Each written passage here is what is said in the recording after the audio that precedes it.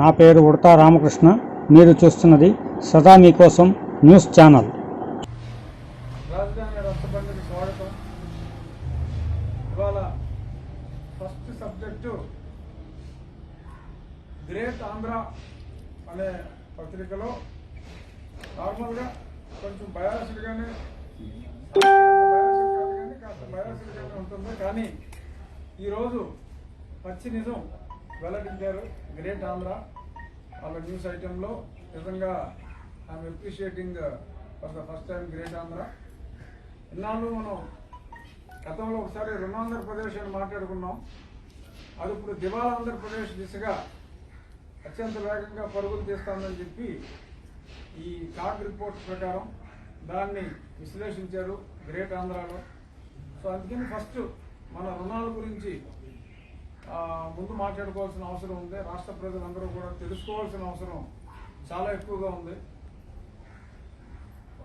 April 2020 నుంచి ఈ జనవరి 21 వరకు, అంటే ఇంకా 2 నెలల సమయం ఉంది. ఈ 10 నెలల కాలానికి ఆంధ్రప్రదేశ్ 73,912 కోట్లు అప్పు చేసింది. దేశంలోనే అత్యధికంగా అప్పులు చేసిన రాష్ట్రంగా ఆంధ్రప్రదేశ్ రికార్డులకు ఎక్కింది. మనకంటే సంక్షేమ పథకాలు ఎక్కువగా అమలు చేస్తున్న రాష్ట్రాలు సైతం ఈ స్థాయిలో అప్పులు చేసిన దాఖలాలు ఎక్కడా లేవు. ఇది కాకుండా ఆర్బీఐ నుంచి చేయబదులుగా హ్యాండ్ లోన్ ఇంకొక 5,000 కోట్లు అప్పు చేయడం కూడా, ఇది 73,000 కాక. మరి ప్రతి చోట మరి ఆదాయం సరే, గత ప్రభుత్వాలు చేసిన మంచి పనుల వలన కొంత ఆదాయం మనకి ఫండమెంటల్స్ ఇక్కడ స్ట్రాంగ్గా ఉన్నాయి కాబట్టి వస్తుంది. ఒకే ఒకటి మన రాష్ట్రం అచీవ్ చేయగలిగింది ఏంటంటే 10 నెలల్లోనే మద్య నిషేధం దిశగా మరి ఎంతో మంచి నిర్ణయాలు తీసుకుని ప్రజలందరినీ మరి మహిళలను ముఖ్యంగా దృష్టిలో పెట్టుకుని మా ప్రీతం ముఖ్యమంత్రి గారు మద్య నిషేధం గురించి త్వరలో సంపూర్ణ మద్య నిషేధం కూడా తీసుకొస్తామని చెప్పి మరి ఆ దిశగా బాగా ముందుకెళ్తున్నారు. మద్యపాన నిషేధానికి మనసా వాచ కర్మణ కట్టుబడి ఉన్నారు అనడానికి నిదర్శనంగా ఈ సంవత్సరం మద్య నిషేధం పెట్టాం కాబట్టి కొన్ని అంచనాలు ఉంటాయి. ఆ మద్య నిషేధం వలన పెట్టిన అంచనాలని మించి ఈ 10 నెలల్లోనే 14% ఆదాయం ఎక్కువగా సమకూర్చుకోవటం, మద్యపాన నిషేధంలో కూడా సమకూర్చుకోవటం నిజంగా మరి గమనార్హం. మరి ఇంకా 2 నెలలు ఉంది. ఈ 2 నెలల్లో మళ్ళీ మొన్న మరి పింఛన్లు ఇచ్చారు, మళ్ళీ ఏ స్కీమ్లు ఇస్తారు. ఈ 2 నెలల్లో కూడా మరి చాలా ఆదాయం, మరి అది ఆల్మోస్ట్ 14% అప్పటికే అయిందంటే ఇంకొక మొత్తం మీద ఒక 35% మద్య నిషేధంలో, మద్యాన్ని నిషేధిస్తూ మిగిలిన అన్ని చోట్ల ఎస్టిమేషన్స్లో 60% కూడా లేదు ఆదాయం. మరి ఇక్కడ మటుకు మద్యాన్ని నిషేధిస్తూ మరి ఇంత బాగా చేశారంటే మా ప్రభుత్వం దేని మీదన్నా సీరియస్గా దృష్టి పెడితే మరి ఎన్ని అద్భుతాలు చేయగలదో ఈ మద్యపాన నిషేధమే మనం ఎగ్జాంపుల్గా తీసుకోవచ్చు. మరి అలాగే మరి మద్యపాన నిషేధంతో పాటు ఇంకా ద్రవ్యలోటు గురించి కూడా చెప్పారు. ఇందులో 35% ద్రవ్యలోటు ఉంది. మామూలుగా 5% దాటకూడదని చెప్పి ఆర్థిక నిపుణులు చెప్తారు. మరీ దరిద్రం అనుకోవాలంటే ఒక 20% వరకు ఉంటుందంట. మరి ఇది 35% అంటే మరి దీన్ని చీ అంటారా, తూ అంటారా, చిచ్చు కలిపి అంటారా, ఇంకేమంటారా అన్నదే సరే ఇది ప్రజలకే వదిలేస్తున్నాను. మరి ఈ విషయంలో మరి ముఖ్యమంత్రి గారు మద్యపాన నిషేధం మీద చూపిన శ్రద్ధ ఇతర వ్యవహారాల మీద కూడా చూపెట్టి మరి ఓట్ల కోసం చేసే సంక్షేమం కాకుండా, ఓట్ల కోసం సంక్షేమం అంటే చేపలు పట్టేవాడు సరే ఇప్పుడు అంటే వల్ల అన్నీ వచ్చేసినాయి అనుకోండి, చేపలు పట్టేవాడు ఎర్రవేస్తాడు అంటే అది చేపకు ఆహారం. ఒక పిట్టలు కొట్టేవాడు గింజలు వేస్తాడు అంటే అది పిట్టలకు ఆహారం అన్న విషయం మరి విజ్ఞులైన ప్రజలకు ఎప్పుడు తెలుస్తుందో అది మరి అల్టిమేట్గా ఇప్పుడు ఇంకొక విషయం అంటే మనం ఈ దివాలా ఆంధ్రప్రదేశ్ దిశగా మనం మాట్లాడుకుంటే ఇంకొక విషయం ఈరోజు పేపర్లో చూసా. నిన్న మ్యారిటైమ్ కాన్ఫరెన్స్ అయింది. అక్కడ దేశ స్థాయిలో ఒక చక్కటి నిర్ణయం తీసుకున్నారు. ఎందుకంటే మనం కొన్ని సెక్టర్స్లోనే ఉండాలి, కొన్ని సెక్టర్స్లో ఉండకూడదు అనే నిబంధనలకు కట్టుబడి దేశంలో వాణిజ్యంగా అభివృద్ధి చెందాలంటే ఇంకా ఎక్కువ పోర్టులు రావాలి, నౌకాశ్రయాలు అన్న ఉద్దేశంలో మరి కొన్ని లొకేషన్లు ఐడెంటిఫై చేసి వాళ్ళే కట్టేలాగా, అంటే ఇప్పుడు హైదరాబాద్లో జిఎంఆర్ ఎయిర్పోర్టు, రేపు భోగాపురంలో కట్టే ఎయిర్పోర్ట్ లాగా ఏంటంటే గతంలో కట్టిన కృష్ణపట్నం లాగా కానీ, లేదు అదే మన రాష్ట్రంలో కట్టిన గంగవరం పోర్టు కానీ ప్రభుత్వం స్థలం ఇచ్చింది, ప్రొక్యూర్మెంట్కి సహాయం చేసింది, అంతే తప్ప పోర్టు ఎవరో ప్రైవేట్ వాళ్ళు కట్టుకున్నారు. సో అందులో మనకి ఇంత షేర్ ఇవ్వమని చెప్పి మాట్లాడుకోవచ్చు. అంటే మనకని కాదు, రాష్ట్ర ప్రభుత్వం. సో బట్ ఇక్కడ జరిగింది ఏంటి, ఒక పక్క దివాలా, అప్పులు 3 పోర్ట్లు కడతారంటండి. ఎక్కడి నుంచి తెచ్చి కడతారు, మళ్ళీ అప్పులు చేయాలి. స్వచ్ఛంగా అప్పులు చేయడానికి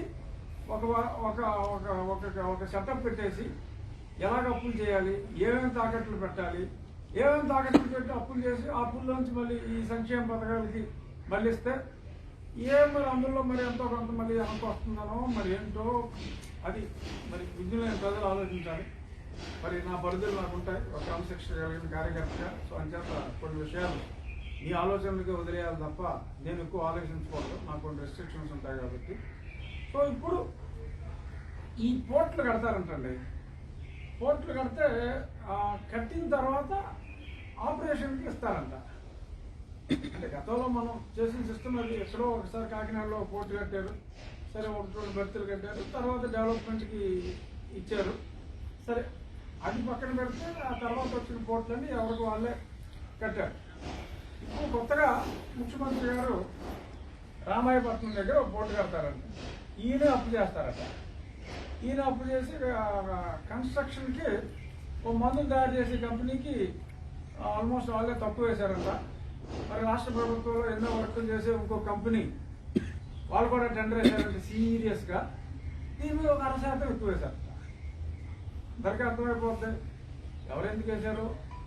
ఈ మందుల కంపెనీకి మరి గతంలో మరి ఇప్పుడు అదానీ టేక్ ఓవర్ చేసిన పోర్ట్ కంపెనీ నిర్మాణదారులు టెక్నికల్ సపోర్ట్ ఇస్తే ఈ మందుల కంపెనీ వాళ్ళు పోర్టు కడతారట.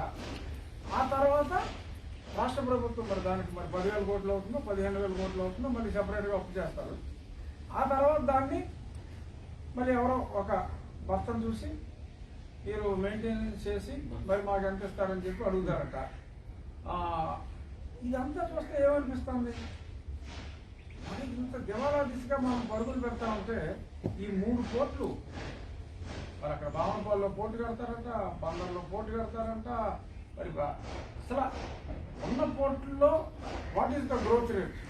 కృష్ణపట్నం పోర్టులో 3 సంవత్సరాల క్రితం ఇప్పటికీ గ్రోత్ రేట్ ఎంత ఉంది? కాకినాడ పోర్టులో గ్రోత్ రేట్ ఎంత ఉంది? విశాఖపట్నం పోర్టులో గ్రోత్ రేట్ ఎంత ఉంది అన్నది చూసారా? ఇప్పుడు ఉన్నది మనకు 4 పోర్ట్లు. మరి మన అప్పులు చూస్తే పెరిగిపోతున్నాయి, ఆదాయం చూస్తే తరిగిపోతుంది. మరి అప్పులు పెరిగి ఆదాయం పెరిగితే మరి జీడిపి గ్రోత్ రేట్ ఎంత ఉంది? మరి ఈ ఉన్న జీడిపి గ్రోత్ రేట్కి ఆల్మోస్ట్ అతి తక్కువగా ఉన్న జీడిపి గ్రోత్ రేట్కి అంటే ఎవడో రావడమే కదా మీరు కట్టేది. అంటే వ్యాపారస్తుడు బిజినెస్ ఉంటే ఆడే వచ్చి ముందుకు వచ్చి కట్టుకుంటాడు.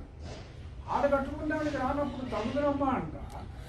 డబ్బు లేకుండా మనం కట్టడం అంటే దీని వెనుకున్న చిదంబర రహస్యం ఏమిటి అని చెప్పి ప్రజలు ధైర్యం లేక మాట్లాడితే పోలీస్ కేసులు పెడతారన్న భయంతో ఒకటి చెవి ఒకటి కొరికేసుకుంటున్నాడు అంతే ప్రస్తుతానికి.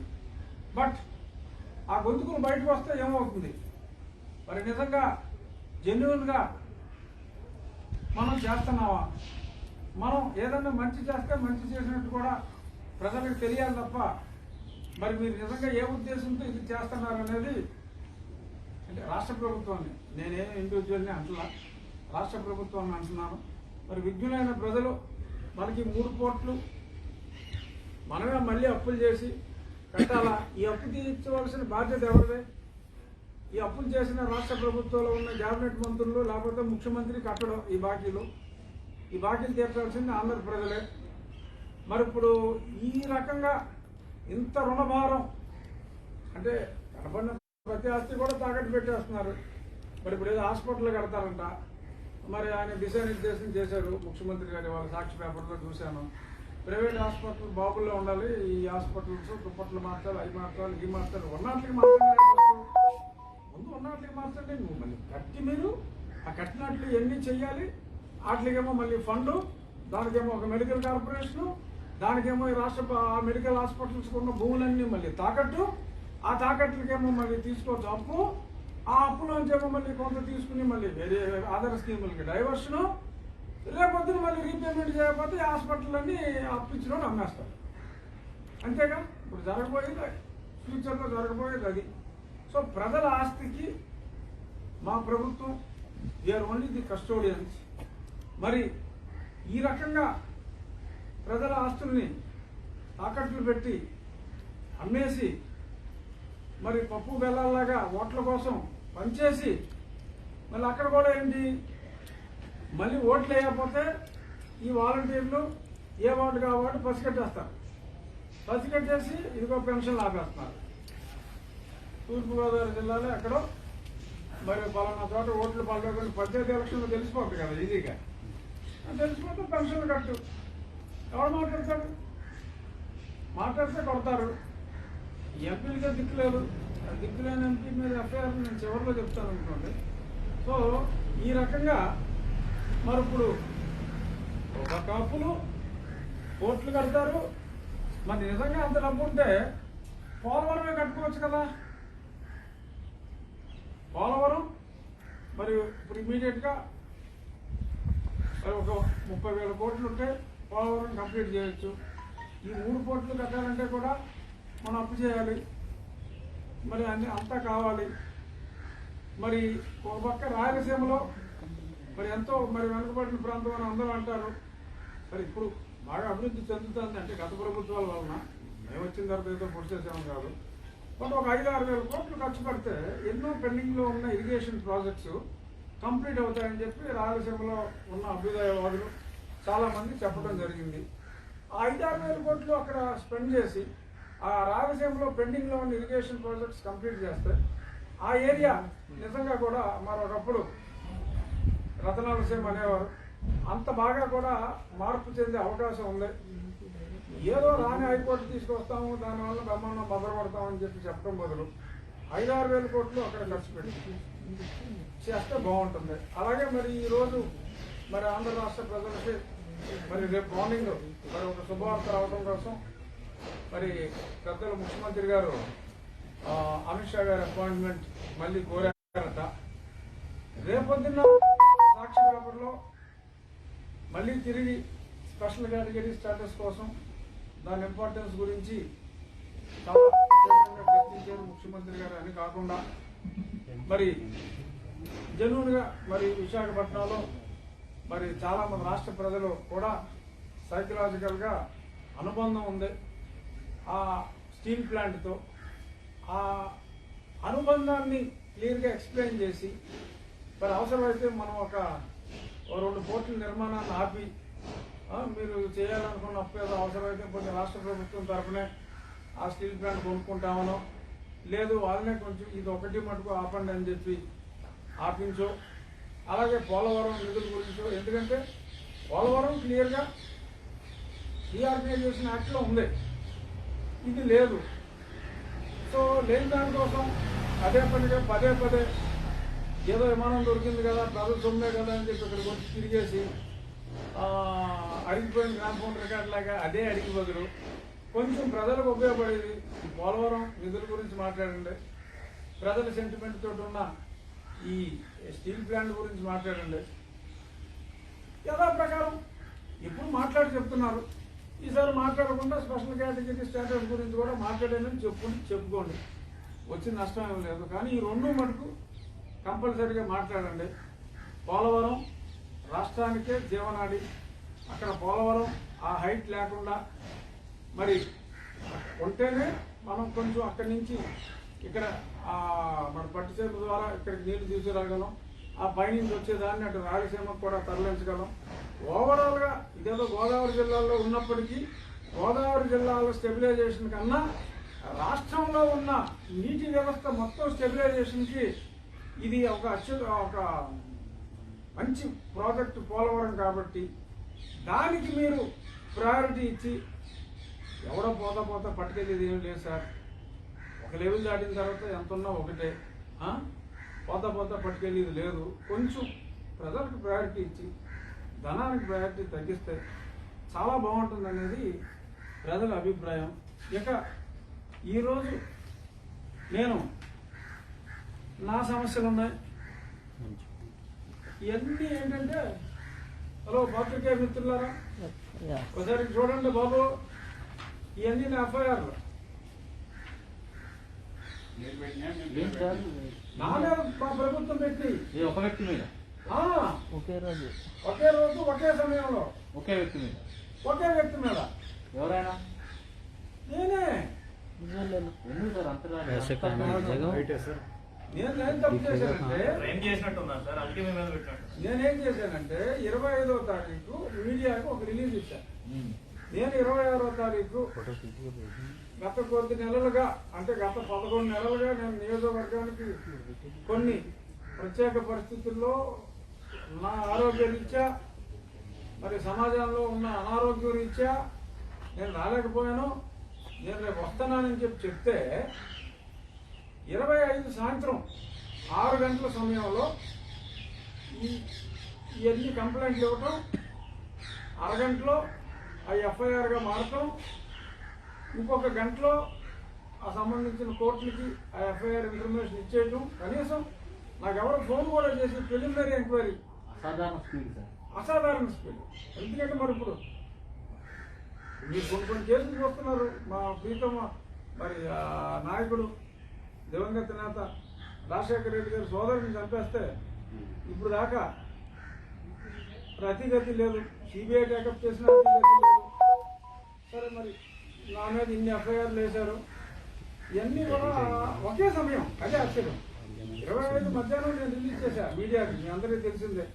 మరి 25 సాయంత్రం 6 గంటలకు అందరూ టక్క ఎక్కడే పోలీస్ స్టేషన్ ఉంటే అక్కడ పోలీస్ స్టేషన్కి వెళ్ళిపోయారు. వెళ్ళిపోతే వాళ్ళు ఒకటిన అరగంటలో ఎఫ్ఐఆర్ చేశారు. అన్ని మోరల్లెస్ అన్ని 153 ఏళ్ళు. దీని మీద ఏంటంటే అంటే నేను కాజ్ ఆఫ్ యాక్షన్ ఏంటంటే, నేను మొన్న 14వ తారీఖు ఆనరబుల్ ప్రైమ్ మినిస్టర్ గారిని కలిసి, దానికి ముందు ఒక వారం ముందు హోమ్ మినిస్టర్ గారిని కలిసి రాష్ట్రంలో జరుగుతున్న, అంటే అంతకుముందు కూడా కొన్ని చెప్పాను, బట్ రాష్ట్రంలో కన్వర్ట్ అయిన క్రిస్టియానిటీకి కన్వర్ట్ అయిన వారు నో డౌట్ రాజ్యాంగం ప్రొవిజన్ ఇచ్చింది, ఎవరైనా మతం మారచ్చు, ఆ స్వేచ్ఛ ఉంది.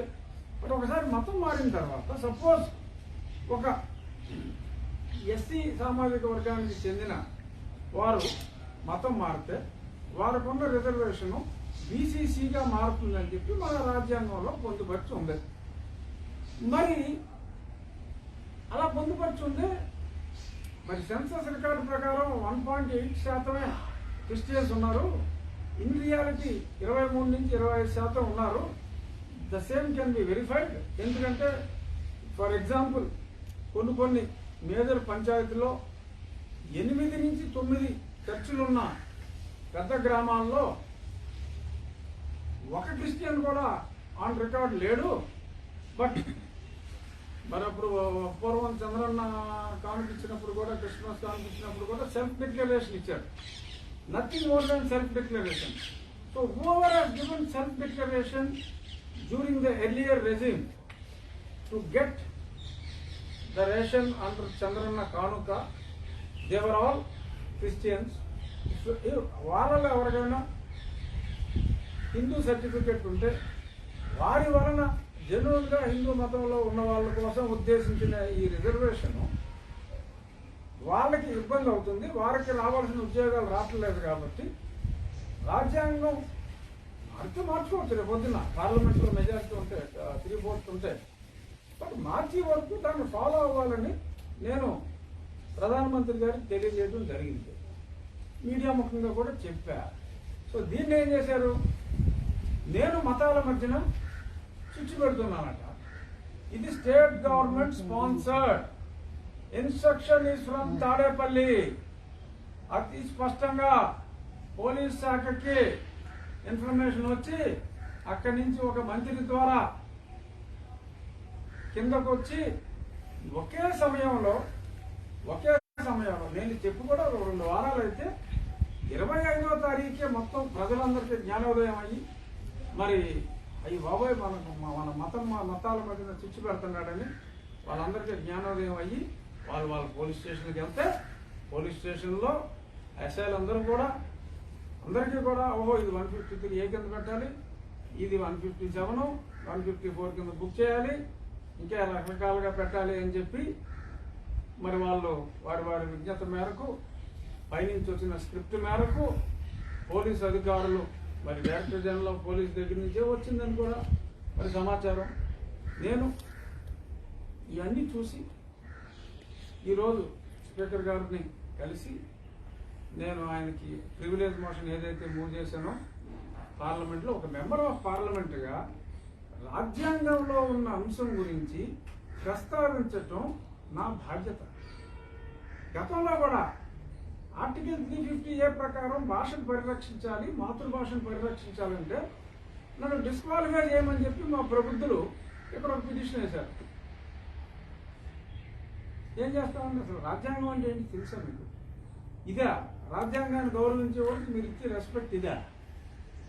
సరే మీకు రాజ్యాంగం గురించి తెలిసినా తెలియకపోయినా ఇక్కడ మరి లోక్సభలో ఎంతోమంది విజ్ఞులు ఉంటారు, వారికి తెలుసు కాబట్టి సో నేను చేసింది రాజ్యాంగబద్ధంగా ఉంది కాబట్టి మీరు ఇచ్చిన ఆ పనికి మాలిన పిటిషను రాజ్యాంగానికి వ్యతిరేకంగా ఉంది కాబట్టి సరే ఇక మిమ్మల్ని తిడితే బాగోదని తిట్టకుండా వదిలేశారు అంతే, అంతకుమించి ఏమీ లేదు. ఇప్పుడు అలాగే నేను ఈ రాజ్యాంగబద్ధంగా మాట్లాడిన దానికి ఈ రకంగా నా మీద ఇన్ని తప్పుడు కేసులు ప్రభుత్వమే అనుకోండి పెట్టించటం, నేను నియోజకవర్గానికి వస్తానంటే రాకుండా చేయటం.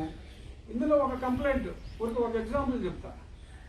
ఒక కంప్లైంట్ నా మీద ఇచ్చింది జాన్ కెనడీ గారు. ఏమంటే వినండి, జాన్ కెనడీ గారు కంప్లైంట్ ఇచ్చారు. జాన్ కెనడీ గారి తండ్రి గారి పేరు ఆశీర్వాద్. ఆయన హిందూ మాలా అని చెప్పి అందులో పెట్టారు. అంటే జాన్ కెనడీ గారు ఫాదర్ ఆశీర్వాదం గారు, బట్ ఈయన మటుకు అందులో ఈ మత కలహాలు వీటితో పాటు ఇంకోటి 67A 2008 అని అది ఐటీ యాక్ట్ కింద వస్తుంది. ఏదంటే ఆఫ్ సీన్ అంటే ఒక పోర్నోగ్రఫీ అటువంటివి ఏదన్నా సరే ట్రాన్స్మిట్ చేస్తే వచ్చేది. మరి ఈ మత కలహాల్లోంచి మరి పోర్నోగ్రఫీని మరి జాన్ ఎఫ్ కెనడీ గారు ఎలా తీసుకొచ్చారన్నది మరి నాకు చాలా ఆశ్చర్యం. మరి ఆయన చెప్పాడా లేకపోతే మరి పోలీసులు ఏంటంటే ఆ రోజు నేను వెళ్తే మరి అక్కడ ముఖ్యమంత్రి గారి ఆయన శాంతించాలనో మరి ఆయన బాబాయ్ వేదరమెట్ల బాబాయ్ శాంతించాలనో మరి నాకు తెలియదు. ఏదో రకంగా ఓ 10 నిమిషాలన్నా లేకపోతే ఒక గంట అరగంట మరి కొంతమంది సబ్ ఇన్స్పెక్టర్లు అయితే మరి మ్యాజిస్ట్రేట్ దగ్గరికి కూడా వెళ్ళి ఏదో రకంగా మీరు కోఆపరేట్ చేయాలి, మాకు కొంచెం రిమైండ్ ఇవ్వాలని కూడా అడిగారు. అది కూడా నాకు తెలిసింది. మొత్తం అంతా కూడా స్పీకర్ గారి దృష్టికి తీసుకెళ్ళాను. ఆయన చూశారు. చూసిన తర్వాత ఇమీడియట్గా స్పెషల్ మీటింగ్ కాల్ఫర్ చేద్దాం ఉన్నారు. I'm very sure the director general of police and the de facto home minister mister Ramakrishna Reddy Sajjala వాళ్ళని పిలిపించాలి. డెఫినెట్గా పిలుస్తారని అనుకుంటున్నాను. ఈ మ్యాటర్ ఇక్కడితో వదలకూడదు. అంటే అమెరికన్ మాజీ ప్రెసిడెంట్ కదా సార్? అవును, ఆయన మాకు నర్సాపురంలో కూడా ఒక ఆయన ఉన్నారు. ఆయన is an advocate. I know him personally very well. He goes to the church very ఆయన జెన్యున్ క్రిస్టియన్. ప్రముఖులే ఒక ప్రముఖుడు ఉన్నాడు, అతని గురించే చెప్పాలన్నా. ఒక ప్రముఖుడు ఏంటంటే నేను సరే మరి నా ఆర్థిక పరిస్థితి పేదవాడిని. 2019లో ఒక ఆయన నా అనుచరుడు ఒకరిని ఈ రాజుగారు చాలా డబ్బులు లేని పరిస్థితిలో ఉన్నారు ఎలక్షన్లో పోటీ చేయడానికి అని ఒక ఆయన్ని డబ్బులు అడ్డిస్తే అప్పుగా 5 లక్షల రూపాయలు ఈడిద ప్రవీణ్ అని ఒక అతను రెగ్యులర్ డైలీ పనులు చేసుకుని బతుకుతాడు ఆయన. మరి ఆయన నాకు ఒక 5 లక్షల రూపాయలు అప్పుగా ఇచ్చాట. నేను ఎంపీ అవ్వకముందే అప్పుగా ఇచ్చిన తర్వాత మరి డబ్బులు తీర్చలేకపోతే ఏదన్నా పోస్ట్ ఏదైనా ఇప్పిస్తారులే మా రాజుగారు అని చెప్పి ఆ మధ్యలో అప్పు ఇప్పించినాయని చెప్పారట. ఆ తర్వాత మరి ఆయన డబ్బులు అడిగితే ఈయన ఆయన్ని కులంతో దూషించాడట. సరే దూషించింది కూడా ఆయనే, మరి నా పాత్ర ఏంటంటే ఈయన ఆయన్ని కులంతో దూషించక ముందు నాతో ఫోన్లో మాట్లాడాడు. ఇది ఆ ఎఫ్ఐఆర్లో సారాంశం. దాని మీద 420 కేసు, అంటే ఎస్సీ ఎస్టీ కేసుతో పాటు 420 కేసు. ఎందుకంటే నేను అతని దగ్గర అప్పు తీసుకుని కొట్టాను, అది చీటింగ్. ఆధారం లేదు, అసలు ఎప్పుడు ఇచ్చాడో లేదు. ఇస్తే నా దగ్గర క్యాష్ తీసుకోవాలి కదా, మరి అప్పు ఇచ్చినాడు. అసలు 20,000 నుంచి క్యాష్ ఇవ్వడానికి లేదు కదా. మరి నాకు చెక్ ఇచ్చాడా, నాకు క్యాష్ ఇచ్చాడా? మరి 20,000 నుంచి క్యాష్ ఇవ్వడానికి లేదు. మరి ఆ తర్వాత మరి అతను ఫోన్ ఎప్పుడు మాట్లాడారో, అతను ఎక్కడ కలిసారో, ఎప్పుడు కలిసారో, మరి కలిసి ఫోన్లు మాట్లాడితే ఒక టవర్ దగ్గర ఎన్ని ఉంటాయి. I'm going to take up all these things seriously. It is a coup by the police and the local minister Shri. Shri అంటే నేను శ్రీ అంటే పేరులోనే శ్రీ ఉంది. కట్టారు అదే కదా. మరి ఏం చేస్తారు? నాకు ఉద్యోగం పోద్ది. మరి ఓ పక్కన మంత్రి, ఓ పక్కన ముఖ్యమంత్రి, ఓ పక్కన ముఖ్యమంత్రి పిల్లిమొగుడు, ఓ పక్కన అసలు హోంశాఖ అంతా తానే శాసించే మరి ఎక్స్ సాక్షి ఉద్యోగి, వీళ్ళందరూ కలిసి మరి ప్రశ్న పెడితే ఏం చేస్తారు పాపం పోలీసులు? నేను ఇక్కడ కూర్చున్నా అక్కడ రేపు చేశానని కూడా పెట్టగలరు మానసికంగా. ఏమో చెప్పలేం, అట్లా కూడా ఏమో చెప్పలేమయ్యా. కాదేది కవితకి అనర్హం, కాదేది మా పోలీస్ అనర్హం, కాదేది మా ముఖ్యమంత్రికి అనర్హం. ఏమో పెడతారు, ఏదైనా చేయొచ్చు. ఎవరో పెడతారు. రేపు నన్ను మానభంగం చేసినట్టు నాకు కల వచ్చింది, వీడి మీద కేసు పెట్టండి అంటే కల్లోకి వెళ్ళి ఎందుకు చేసేవాడు అని చెప్పి కూడా నన్ను జైల్లో దొబ్బిలో ఉన్నారు. అది పరిస్థితి. ఇది ఇంత దారుణంగా ఉంది. పోలీసు రాజ్యం నడుస్తుంది, మామూలుగా లేదు. ఈ పోలీసు రాజ్యాన్ని ఈ ప్రజలు ఎప్పుడు గ్రహిస్తారో చూడాలి. So but I will speaker గారు యాజ్ అష్యూర్డ్ మీ. ఎందుకంటే నేను నా పార్లమెంట్ సెషన్లో ఉంది. పార్లమెంట్ సెషన్లో ఉన్నప్పుడు అన్లెస్ నేనేదో అంతర్జాతీయ దేశ ద్రోహాలు లేదంటే ప్రపంచాన్ని బాంబులతో కూల్చేసే కుట్రలో ఇలాంటివి ఏ చేస్తే తప్ప అసలు నన్ను అరెస్ట్ చేయడం లేదు. ఇన్ఫార్మ్ చేయకుండా అక్కడికి వెళ్ళుంటే మరి చాలా దారుణం. మరి ఎందుకంత మరి ఈరోజు మా ప్రీతం ముఖ్యమంత్రి గారు వస్తున్నారు. ముందే నేను అమిత్ షా గారికి నేను మొన్న ఒక లెటర్ ఇచ్చాను. మళ్ళీ ఈ ఎఫ్ఐఆర్ కాపీలు ఇవ్వాలా? అప్పుడు ఆ రోజు నాకు రాలా. ఇంకా చాలా ఉన్నాయంటున్నారు ఎఫ్ఐఆర్లు, ఇవాళ అన్ని కోర్టులతో పంపించాను. మరి ఈ ఎఫ్ఐఆర్ కాపీలను కూడా నేను పెద్దలు అమిత్ షా గారికి, అయ్యా రాజ్యాంగ పరిరక్షణ కోసం నేను మాట్లాడితే మిమ్మల్ని కలవడానికి వస్తున్న మా ప్రీతం ముఖ్యమంత్రి ఆయనకు అనుసంధానంలో ఇన్ని ఎఫ్ఐఆర్లు నామే పెట్టారు. దీని గురించి కూడా ఎందుకు ఇంత పనికిమాలిన ఎఫ్ఐఆర్లు పెడుతున్నావు? మరి ఈయన మీద మరి 32 ఛార్జ్షీట్లు ఉన్నాయి.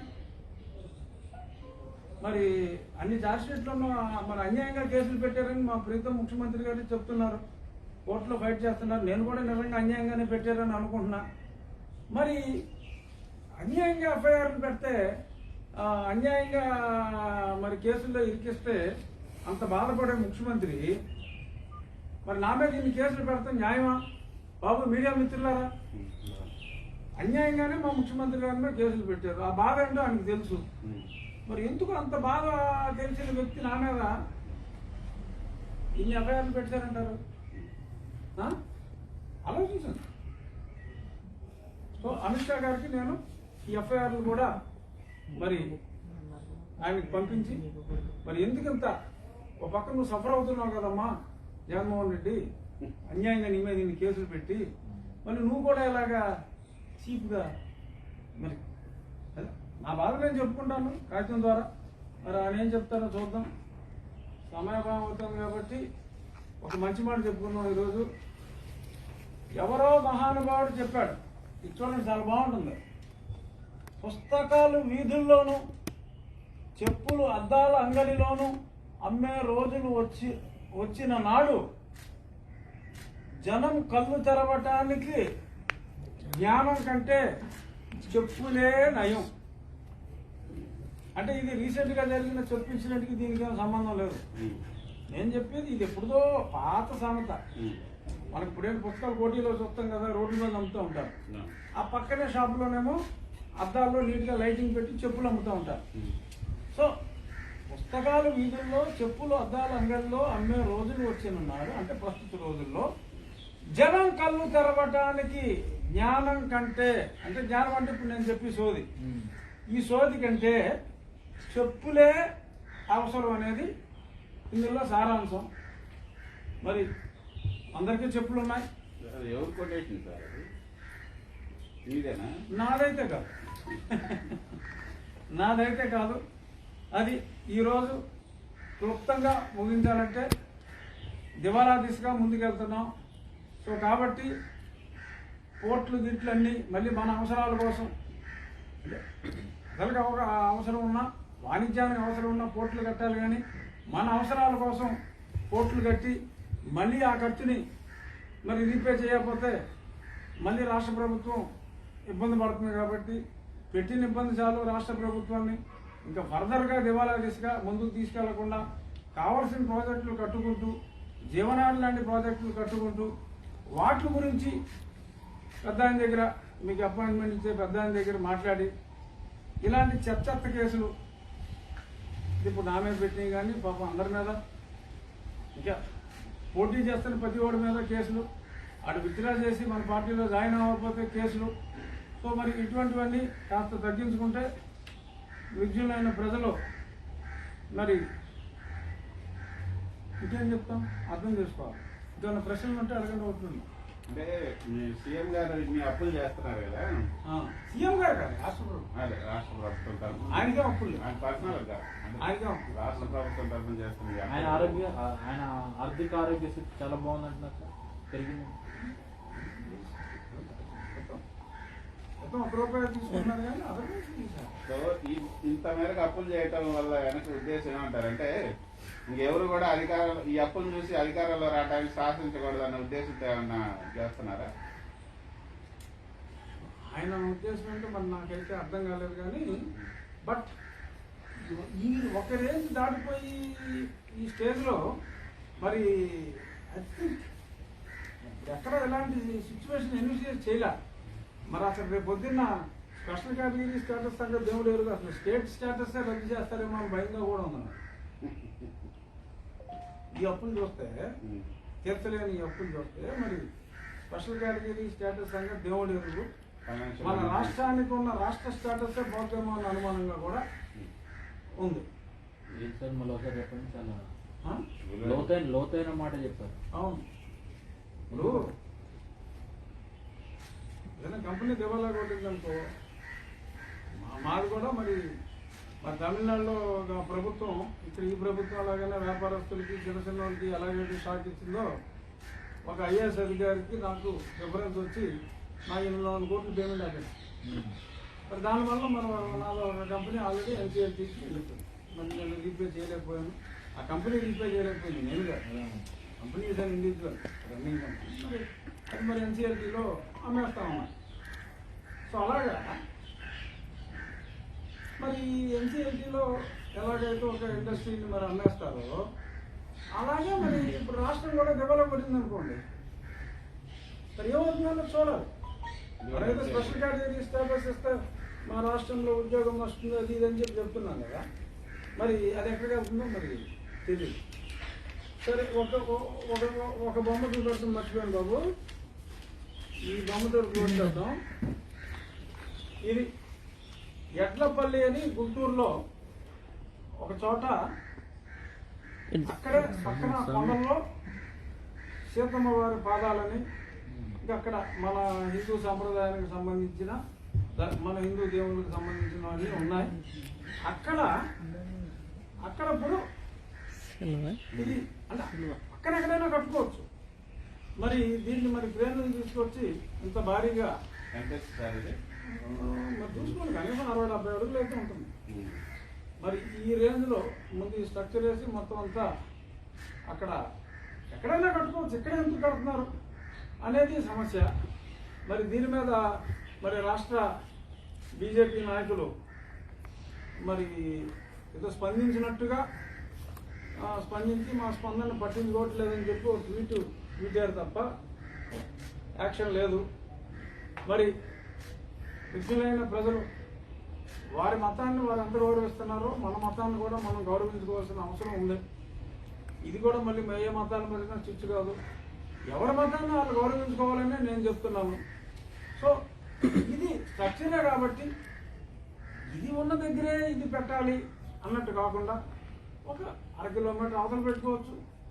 సో ఇది మరి క్రీస్తు భక్తులు అయినప్పటికీ కూడా మా ప్రభుత్వ పెద్దలకి నా రిక్వెస్ట్ ఏంటంటే కొంచెం పక్కన పెట్టుకుంటే బాగుంటుంది. కాదు కూడదు. మరి దీనికి సంబంధించి మరి నా మీద ఇంకో ఎఫ్ఐఆర్ వేస్తానంటే ఎట్టపల్లి పోలీస్ స్టేషన్లో మీ ఇష్టం. అది థ్యాంక్ యూ. ఈ వార్త మీకు నచ్చినట్లయితే సదా మీకోసం ఛానల్ను సబ్స్క్రైబ్ చేయండి, బెల్ని క్లిక్ చేయండి, లైక్ చేయండి, కామెంట్ చేయండి, నలుగురికి షేర్ చేయండి. నమస్కారం.